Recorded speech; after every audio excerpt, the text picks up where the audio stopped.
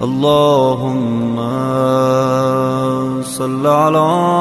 محمد وآل محمد. اعوذ باللہ من الشیطان الرجیم. بسم اللہ الرحمن الرحیم. اللہم صلی علی محمد و آل محمد. میرے تمام سننے اور دیکھنے والے مومنین اور مومنات کو میری طرف سے میرے چینل ناطق قرآن کی جانب سے السلام علیکم. ماہ رجب المرجب محترم مہینوں میں سے ایک مہینہ، بے انتہا فضیلتیں، بے انتہا رحمتیں، بے انتہا برکتیں، یا یوں کہہ لیں کہ یہ ان مہینوں میں سے جیسے ماہ رجب ہے اور ایک مہینہ ماہ شعبان کا ہے، جو پروردگار نے عطا کیے ہیں ہمیں اس ریہرسل کے لیے کہ ہم ایسے پاک صاف ہو کر، روزے دار بن کر، متقی بن کے، پرہیزگار بن کے ماہ رمضان المبارک میں قدم رکھ سکیں، اور اتنے اپنے آپ کو ان 2 مہینوں میں ہم تیار کر لیں کہ ماہ رمضان المبارک کے قابل ہو سکیں کہ اس کی عبادتیں ہماری روح پہ بھی اثر انداز ہوں، ہمارے جسم پہ اثر انداز ہوں، ہمارے معاملات پہ اثر انداز ہوں. پروردگار نے ماہ رجب اور ماہ شعبان کو ہمارے لیے تیاری کے مہینے قرار دیا ہے کہ ہم اپنے آپ کو تیار کریں ماہ رمضان المبارک کے لیے. ماہ رمضان المبارک بے انتہا ماہ رجب المرجب مہینہ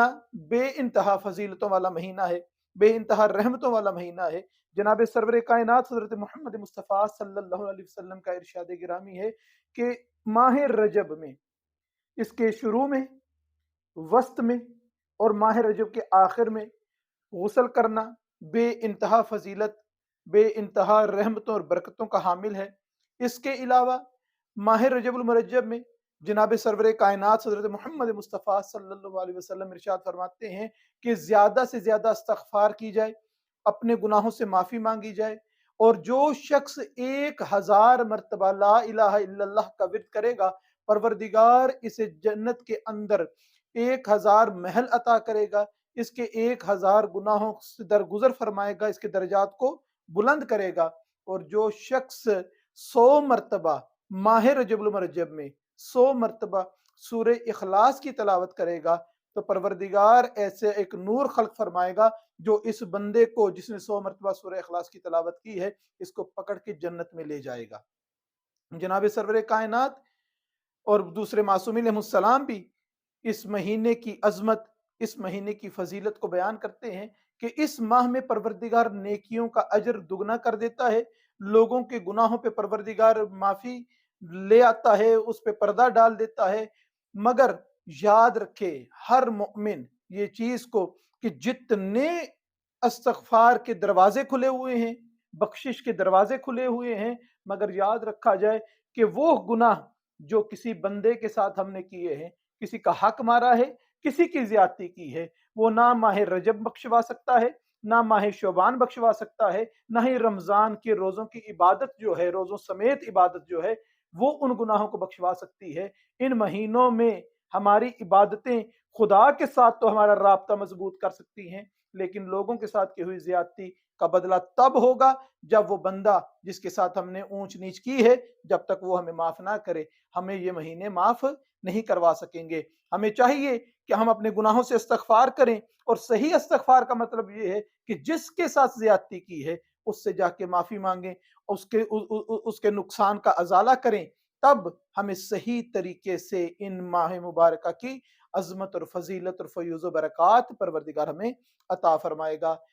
اس ماہ میں، ماہ رجب المرجب میں، معصوم فرماتے جو شخص 1 روزہ رکھتا ہے، پروردگار اس سے جہنم کا فاصلہ 1 سال کی مسافت کا کر دیتا ہے، جہنم کو 1 سال کی مسافت تک اس سے دور کر دیتا ہے. معصوم فرماتے کہ جو شخص اس مہینے میں 3 روزے رکھے، پروردگار اس پہ جنت کو واجب کر دیتا ہے.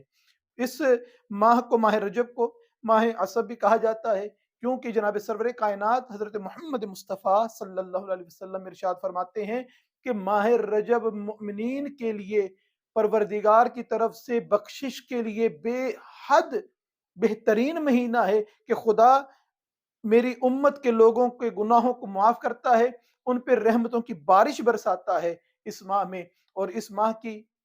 دوسری ولادتیں بھی ہیں، چند شہادتیں بھی ہیں، اور جو سب سے عظمت والی ولادت ہے، وہ